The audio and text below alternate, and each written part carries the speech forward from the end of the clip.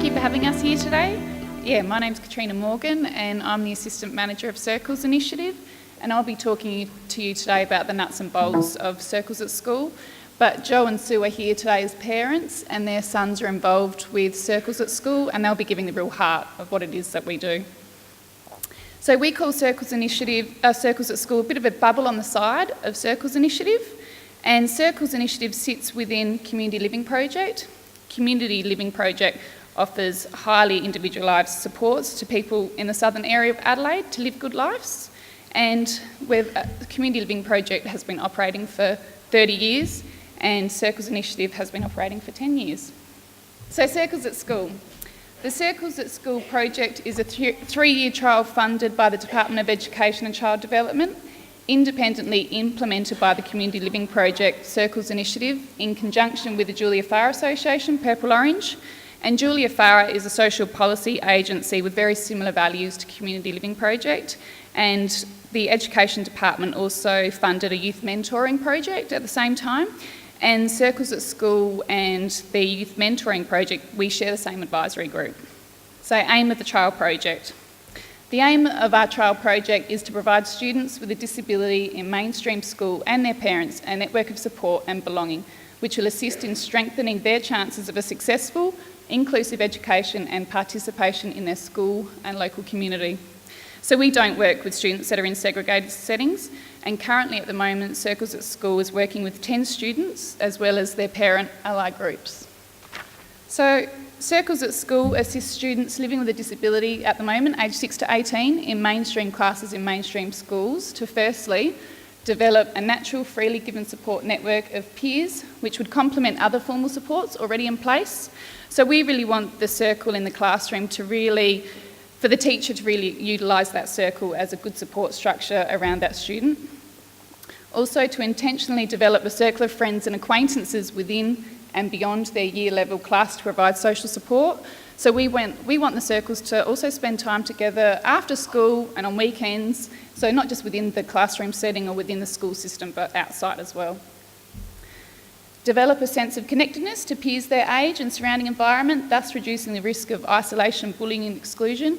And obviously bullying is rife in lots of schools at the moment, and it's what having friends look out for you is what really matters to combat that. And build on the support structures in place for social inclusion of students. And Joe and Sue have some really great examples they'll be sharing with you. Okay, so Circles at School, we also work with the parents, and we call this the Parent Ally Group. So we get the parents to connect with the education system to support the student's educational journey. And we have this golden rule that if a parent is having a meeting with the teacher or principal, that they would take someone from their Parent Ally Group with them to advocate with them on their behalf. And also reduce the feelings of isolation and disconnection from the mainstream school community. So we would ideally, in the Parent Ally Group, also want a parent from the student circle to be in the ally group. So the right fit for us, the candidates need to be aged between 6 and 18, attend a mainstream class in mainstream school for the majority of the time. The school can be part of the Education Department, independent or Catholic, and to receive our funding to begin with, we had to have a real cross-section of different disabilities, different schools, different ages, high school, junior primary, different cultural backgrounds, so we had to have a real mixture. Also the right fit for us is a student that does feel disconnected and isolated from their peers, and we also want to work alongside with parents, so we want the parents to have a real desire for their child to be included in mainstream schooling and have a need and a desire for the increased social support. So again, we want to work in real partnership with the parents. So our time frame and limitations. The trial is due to conclude next year, May 2016, so it's not the perfect arrangement. We're aware that we need to be looking at sustainability, and so at the moment our advisory group and governance group, this is really hot for us right now, how we're going to exist once our funding concludes. And we are applying for other funding that's out there, but especially the NDIS, we're thinking around how we can still be sustainable. Here's some of the students that we're involved with, and as you can see, different ages, different schools, and each of the students have different needs and different interests, different hopes and dreams.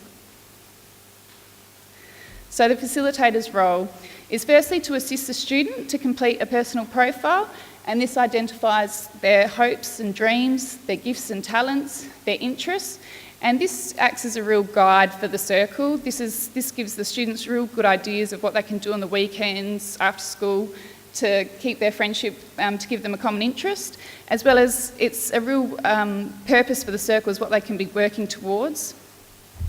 This is also then shared with the parents, and also the parent ally group, it's for them to share their struggles and joys of their experiences with keeping their children in mainstream school, and just having that support where you can unashamedly just speak openly about your child, and people are there to listen, give you ideas and advice.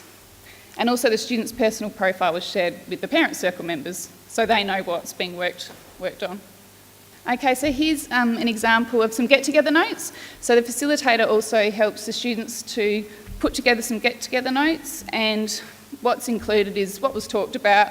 Always some photos are taken to capture the time together, who was there, what's going to be happening next time they get together, and the next date. And the get-togethers can happen depending upon the group of students. For Isaac, it's once a fortnight, were you saying? And yeah, it's once a term for Sue's sons.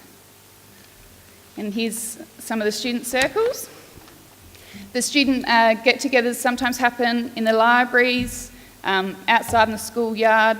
It could be that happens at lunchtime, or sometimes a teacher's happy for them to miss a particular lesson, but each of the student circles, they're different and they're all working towards different things, and it's really nice to see that and hear about what they're working towards, and you'll hear again examples from Joe and Sue.